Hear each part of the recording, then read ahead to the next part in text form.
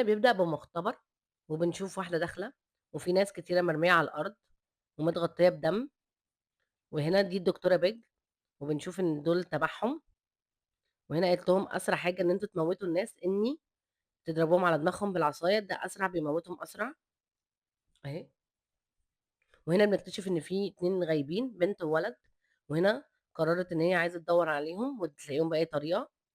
هنا ده كان التابع ليه اسمه شيفينج، وهنا اهي جاب لها الولد، والولد ما كانش فيه برضو قوة مميزة، قالت له أنا مش عايزة ده، أنا عايزة البنت، ضروري نلاقي البنت لأن عندها قوة خارقة. وفي ناحية تانية بنشوف إن الراجل في مزرعته ولقى حاجة غريبة بنت، هنا قرر إن هو ياخدها ويدخلها جوه ويجيب لها دكتور، وهنا أهو الدكتور أهي قال له هي بقت كويسة، بس إن هي فقدت الذاكرة مش فاكرة أي حاجة من حياتها.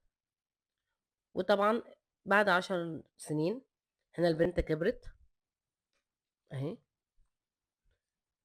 وقررت إن هما يتبنوها، هما ما عندهمش عيال ولا كانوا بيخلفوا. وهنا كان بيتكلم مع بنته وبيقول لها ان احنا عايزين نبيع المزرعة بتاعتنا علشان خاطر علاج مامتك. هنا كانت البنت اهي كانت قاعدة واتعصبت عليهم، هنا دخلت تستحمى وجالها صداع غريب جدا اهو، وفجأة راح وكأني مفيش اي حاجة حصلت، وهي كل ده مش عارفة ايه اللي جرى. هنا بنشوفها مع صاحبتها في المدرسة، وقالت لها على المسابقة، في مسابقة غنى واشتركي فيها انت مميزة عشان خاطر تعالجي مامتك. وهنا بنشوف في مشهد تاني ان هي فعلا راحت، وهنا دخلت المسابقة وقررت ان هي تغني، وهنا اتأهلت للمراحل الأولى. هنا كانوا فرحانين بيها جدا وهم قاعدين، بس باباها لاحظ عليها ان هي عملت حاجة ان هي تبين ان هي مميزة والقوة بتاعتها. هنا قالت لهم لأ، هنا البنت قررت قالت لهم ما تخافوش، هي دي اللي خلاها تبقى مميزة وما فيهاش اي حاجة ومحدش هيلاحظ غير بس اللي عارف بس ان هي عندها قوة مميزة. هنا طمنت مامتها وقالت لها ما تخافيش عليا انا كويسه اهي. وهنا البنت جالها صداع تاني مفاجئ برضو، مفاجأة وراح، وده اهو كان بيراقبها. الولد ده بقى اللي كان بيراقبها ده اللي تبعها، اللي هو كان الولد الصغنوني. هنا دخلوا المترو ورايحين، وفجأة زقها لها اهو، بس هي طبعا ما افتكرتوش لان هي فقدت الذاكرة اهي. هنا قعد يتكلم معاها، ده اهو بنفتكر اللي هو الولد الصغير اهو، وقعد يفكرها بيه، بس هي جه يقرب منها عشان يشوف قوتها، بس ما عملتش اي حاجه وكانت خايفه ما ادتش اي رياكشن. وهنا قال لها نتقابل تاني اهو. هنا خبط في واحد راح شتمه وهو ماشي، راح خلص عليه في ثانيه لمنت، بس هياخد وقت اهو. هنا دخلت المراحل التانية، وبالفعل الناس حبوها جدا واتأهلت لنص نهائيات. وهنا دي الدكتورة بيج قالت لهم ان احنا عايزين البنت دي. هنا قررت اهي دخلت الحمام جالها صداع جامد جدا ونزيف في مراخينها مهم. وهنا الدكتور قال لها ان انت هتقعدي شهر شهرين لو ما خدتيش العلاج وهتموتي، لان هي عندها مرض شوكي ولازم اللي يعالجها يكون حد من عيلتها، باباها ومامتها الاصليين. هنا خدوا تاكسي وفجأة لقوا الرجالة بتاعت بيج بتحاوطهم، وهنا اهي لقيت عيال واتلهوا فيها وراح هنا جريوا ومشوا وسابوهم. وهنا الولد قال لها لو ما جيتيش معايا هخلص على باباكي ومامتك اهي. هنا ابتدى ان هو يمشي وهي تجري وراه وتقول له اقف استنى هبقى معاك. هنا وده باباها اساسا كان ضابط شرطة وهي ما تعرفش اهو. وهنا كان راح لمكانهم، وهنا البنت نزلت لقيت عربية البوليس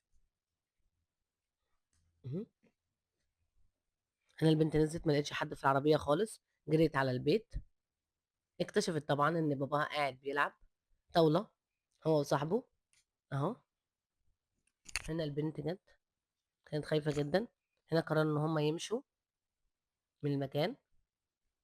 في مشهد تاني بنشوف ان راحوا المختبر وده الدكتور ده كان شغال مع بيج في الأول، بس إن هو سابها وما بقاش معاها. هنا الولد راح عشان خاطر يعرف فين العينات. هنا الولد كان بيلعب المختبر وخلاه يموت نفسه. هنا البنت نجحت اهي، وولعوا في الدنيا كلها. وهنا بيج قالت له ابعد بقى انت شوية، وقتك خلاص، دورك خلص. هنا طبعا كان متعصب، بس قال لها خلاص ماشي تمام. هنا اهي. هنا البنت كانوا قاعدين بياكلوا وكانوا فرحانين مع بعض. هنا دي صاحبتهم كانت عمالة بترغي كالعادة. وهنا قال لها ان مامتك تعبانة ولازم ان هي تعمل العملية في أقرب وقت. هنا جالها صداع تاني مفاجئ بالليل، وقامت مفزوعة، سمعت صوت، لقت ان هي اهي الناس بتاعت بيج محوطاها وعايزين ياخدوها. هنا قعدت تترجاهم ان هم ما يعملوش اي حاجة. هنا لا اسكتي. هنا عور صاحبتها تعويرة صغيرة في رقبتها اهي. هنا ابتدت طبعا تتحول عليهم كلهم وتبان القوة الخارقة بتاعتها، وموتتهم كلهم. وفجأة حصلت حاجة غريبة، ان هي اترعبت. هنا الولد جالها اهو تاني، ده صاحبها، وقال لها ابهرتيني، وكان مبسوط منها جدا. هنا بتبتدي تفتكر الذاكرة اهي. هنا كان مبسوط منها جدا. هنا لا، انت لازم تبقي معايا عشان خاطر الدواء اللي انت محتاجاه. هنا البنت اهي قررت ان هي تروح معاه. مهم. هنا يبتدوا يروحوا المختبر. هنا راحوا، وداها لبيج وحطوها على الجهاز. وهنا ابتدت تتكلم معاها. مهم. والعلاج بتاعك ده عندي، ومحدش هيعالجك غيري. هنا قالت له ابتدي اديها العلاج. هنا البنت افتكرت ان هما كانوا زمان وهم صغيرين كانوا بياخدوها يعملوا عليها تجارب، بس هي والبنت كانوا الاتنين دول كانوا مميزين جدا. وهي دي كان عندها القوة الخارقة بتاعتها أعلى من الولد كمان.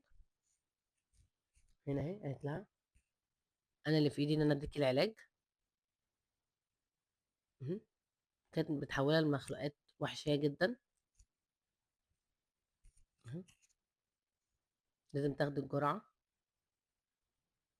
هنا كانت بتعيط وابتدت تنزف من مناخيرها جامد. والبنت قررت إن هي أهي تديله، بس لاحظت حاجة بيج وهي أثناء بتديها الجرعة. مهم. هنا البنت ابتدت بتبتسم لها، وكانت بتضحك بطريقة غريبة جدا. البنت دي كانت قوية جدا فعلا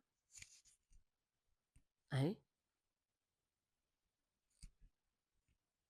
قالت لها ما تخافيش. هنا قررت تضحك لها تاني. وهنا كانت البنت دي كانت مستغربة جدا، وراحت موتت الراجل اللي جنبها. ولقيتها فجأة وراها، وهنا شغلت الغاز وبرضه كانت بتبتسم لها برضه. راحت ضربة النار اهي في السقف، وراحت طالعة جاية من وراها. هنا اهي، ورفع عليها المسدس. البنت اساسا ما كانتش في وعيها، لما بتتحول ما بتبقاش في وعيها. هنا ضربتها في رجليها. هنا ده صاحبها جه ومعاه الناس بتوعها. وطبعا الناحية التانية قابله اللي هو كان تبع بيج ورجالته برضه اهي. هنا الاتنين وقفوا قصاد بعضيهم وكانوا عمالين يموتوا مع بعض. بس البنت بقى كانت مع الولد، كانت قوية جدا وضربت ناس كتيرة قوي وموتتهم في لحظة لما ماتت. وهنا كانت بتجرها التانية. هنا حصل خناقة ما بينهم هما الاتنين، ما بين البنت والبت. بس البنت طبعا كانت قوتها كانت أقوى منه بكتير. وهنا وقعته. هنا اهي حد ضربها بالرصاصة، وهنا موته بيج يلا في داهية. والراجل طبعا الرصاصة ما أثرتش فيها وراحت قامت له. وهنا كسرت رقبته يلا بالسلامة في داهية. هنا هي والولا بقى وقفوا. مهم. هنا قال لها برضه انت مش هتعرفي تتعالجي، ان العلاج اللي هو اللي انت عايزاه في المختبر عشان يعالجك خالص. هنا كان بيضحك، وهنا كان مبسوط اهو. ولا لازم نروح المختبر. وهنا كان حاطط المسدس وراها وهو واقف بعيد عنها. وعنده قوة إن هو يحرك الحاجة من بعيد. هنا أهي قررت طبعًا تموّته بعد دول، وهنا راحت خدت العلاج أهي، وولّعت في المكان كله يالّا في داهية. وبكده بيكون فيلمنا خلص، ويا رب يكون عجبكم. ما تنسوش تشتركوا في القناة وتفعلوا زر الجرس عشان يوصل لكم كل جديد. كان معاكم مريم، وهنا نجحت في مهمتها في الآخر. سلام.